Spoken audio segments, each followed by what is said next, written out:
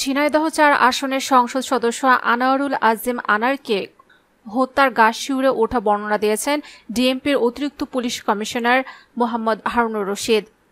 বিকেল ৩টার দিকে ডিবি কার্যালয়ে সাংবাদিকদের এ বিষয়ে ব্রিফ করেন তিনি। এ সময় তিনি হত্যার পর আজিমের লাশ কিভাবে বর্বরভাবে খণ্ডবিখণ্ড করে ফেলা হয় গ্রেফতারদের বরাতে সে তথ্য তুলে ধরেন।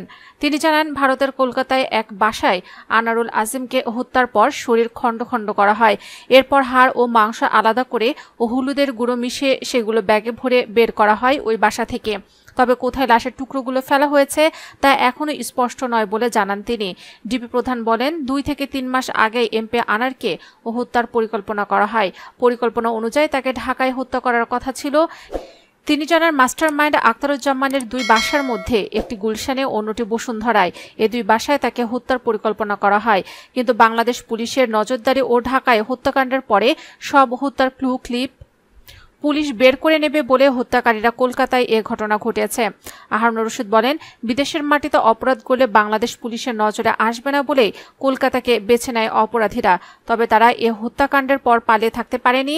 আমরা ৩ জনকে গ্রেফতার করেছি, আরও কয়েকজনকে নজরদারিতে রাখা হয়েছে। তিনি বলেন, পরিকল্পনার অংশ হিসেবে তারা কলকাতায় গত ২৫ তারিখ একটি বাসা ভাড়া নেয়। তারা ৩০ এপ্রিল ওই বাসায় ওঠেন। যিনি হত্যার পরিকল্পনা করেছেন তিনি আরেকজন সহ মোট ৩ জন বিমানে করে কলকাতায় ভাড়া বাসায় ওঠেন। তারা ২ মাস ধরে খেয়াল রাখেন কখন আনারকে কলকাতায় আনা যাবে। সেখানে আরও ২ জনকে হায়ার করা হয়। তারা ওই বাসায় আসা যাওয়া করবে।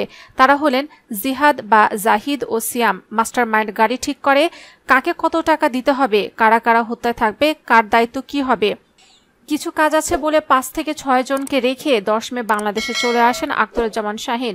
গত ১২ মে আনার তার ভারতীয় বন্ধু গোপালের বাসায় যান। ১৩ তারিখ ওই ভাড়া বাসায় ওঠেন। ফয়সাল নামে একজন তাকে রিসিভ করেন। সেখান থেকে নিয়ে যিনি মূল হত্যাকারী তিনি আনার ও ফয়সালকে নিয়ে চালক রাজার গাড়িতে করে ওই বাসায় যান। আগে থেকে অবস্থান করা মুস্তাফিজও বাসায় ঢোকেন। আগে সেখানে ভেতরে ছিল জাহিদ, সিয়াম। আধা ঘন্টার মধ্যে নৃশংস ও বর্বরচিত হত্যাকাণ্ড সংঘটিত হয়। হত্যার পর তার শরীর বিভিন্ন অংশে বিভক্ত করা হয়। হাড়াহাড়ি থেকে শরীরের মাংস আলাদা করা হয়েছে। এরপর গ্রে কালারের লাগেজে ভরে মূল হত্যাকারী যিনি আমাদের কাছে আছেন তিনি জাহিদ ব্রিফকেসে নিয়ে বের হন। সিয়াম পাবলিক টয়লেটের কাছে গাড়ি নিয়ে অপেক্ষা করছিল। সেখানে গিয়ে অবস্থান নেন। সেখানে আসেন আরেকজন আমানুল্লাহ, ভারতীয় চালকসহ। তারা গাড়ি নিয়ে চলে যান। মূল যে হত্যাকারী তিনি বাসায় চলে যান। পরবর্তী সময়ে ২ থেকে ৩ জন মিলে আনারের খণ্ড বিখণ্ড শরীর কয়েকটি ব্যাগে ভরে নিয়ে যান। তারা এমন নৃশংস কায়দায় হত্যার কাজটি সংগঠিত করেছে যাতে করে ধরা না পড়ে। সেজন্য তারা হাড়গোড় মাংস আলাদা করেন ও হলুদ মিশিয়ে দেন, যাতে করে কেউ বললেও বলতে পারেন বাজার থেকে আনা। উদ্দেশ্য একটাই ছিল যে কেউ যেন কোনোদিন আনারের অস্তিত্ব খুঁজে না পায়। ডিবি প্রধান বলেন, হত্যার পর ভিকটিমের মোবাইল নম্বর থেকে মেসেজ আদান প্রদান করা হয় যাতে করে ঘটনা ভিন্ন খাতে প্রভাবিত করা যায়। আইনশৃঙ্খলা বাহিনী যাতে করে তদন্তে বেগ পায়।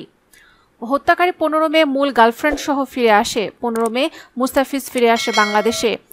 সবাই যখন ফিরে আসে তখন মূল পরিকল্পনাকারী শাহীন ভিস্তারা এয়ারলাইন্সে দিল্লি হয়ে ২ ঘন্টার ট্রানজিট নিয়ে নেপালের কাঠমান্ডু চলে যান। সেখান থেকে হয়তো তিনি অন্য কোথায় চলে যেতে পারেন।